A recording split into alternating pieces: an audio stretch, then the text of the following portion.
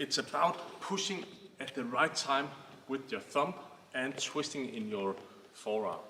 You can imagine the movement be like a wave where the elbow goes up, then the hand comes, and then the racket comes. So the movement will be like this. Many people when hitting the backhand, they do like this. There is no movement, there is no kinetic type of movement or anything. It's just one stiff movement and trying to get the shuttle up. What we need to do is get the elbow up, loosen up, and push so the movement will feel like a wave. If it's stiff, it will be like this. Oh, this is stiff movement. There's no type of energy that goes from the elbow to the racket. But now I will try to get the elbow up first, then the hand. Let's see this movement. Let's feel it slightly, and we can get it up to the ceiling quite easy.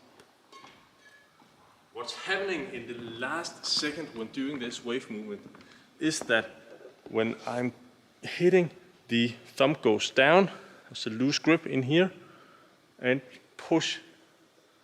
So this movement, getting the thumb down, getting the racket kind of like the strings is going to each side of the court, and hit. Because then we're rotating here, and this is basically what's generating the power. So if I can do this juggle movement getting to the ceiling, if I'm able to do that, then you are actually able to perform a backhand clear or perform powerful backhand shots. I'll just illustrate that this movement up here, that's basically the same as this movement.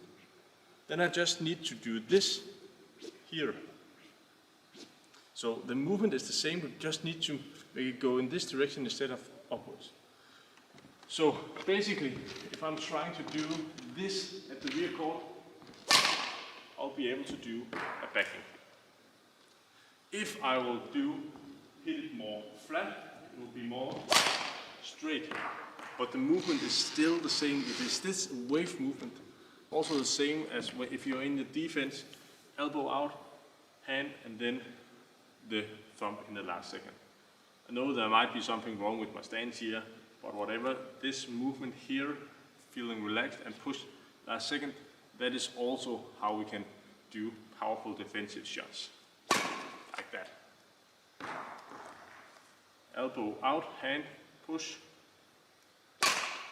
and so as you can see, a badminton racket has 8 different lines on it, and it's very important that you don't just grab the racket and then play with the backhand. So let's start about taking a look at the grip. I would advise you to hold on this narrow side or a bit to also this line here. You can put your thumb on the big flat, and that's playing with the racket. You put your thumb on this line. From here you can push with the thumb to create the backhand. It's quite visible, so if you are going to the rear corner down here and you put your thumb on the big plain side, and when you hit it down here, you can see that the racket is actually pointing towards a different court or out of the court. So if I'm going to hit like this, the racket or the shuttle will go in that direction. And that's why I tend to change the grip slightly towards this narrow side, because then when I hit the same shot down here, the strings is actually pointing towards the net, and that's why I'm like this, and it will go. If I want to put a cross court, I can change it even more. So this was out of the court, this was straight from the rear corner, and now I'm going all the way to the side, so my thumb is actually just in line with the frame here. So now I'm going to do exactly the same thing. So from the rear backhand corner, do it, and this shuttle will go cross court. I learned when I was a little kid that I need to have a shuttle just here in my armpit. So, and when I'm going to hit the shuttle over my head, that's where the shuttle can fall out of my armpit. So I'll have to start with my racket arm with my elbow close to the body. Then when I'm coming down towards the corner.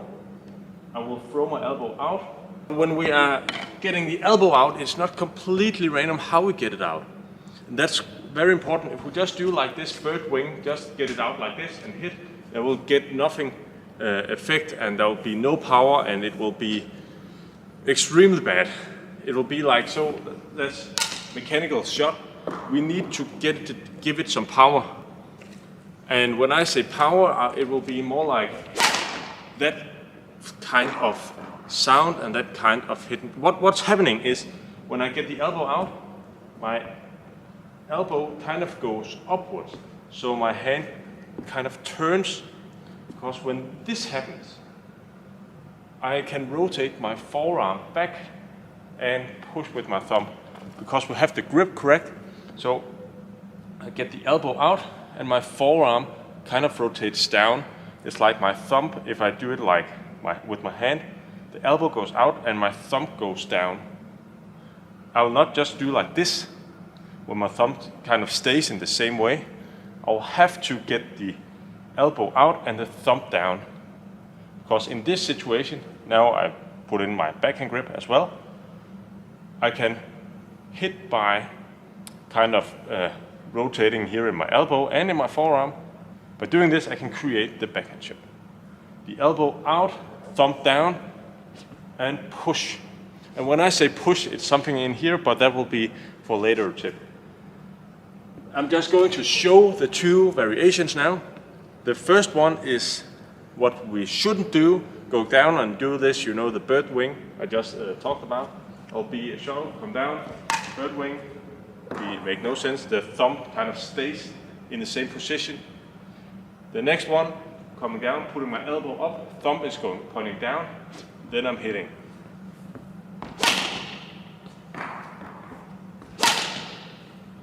It must be very fluently, and you must be relaxed when you're doing it. And that means when you're going to do a shot from the backhand corner down here, that you cannot be very stiff and tighten up in your body. You kind of have to be relaxed. You have to kind of absorb the ground and all of that. Feel you can jump around.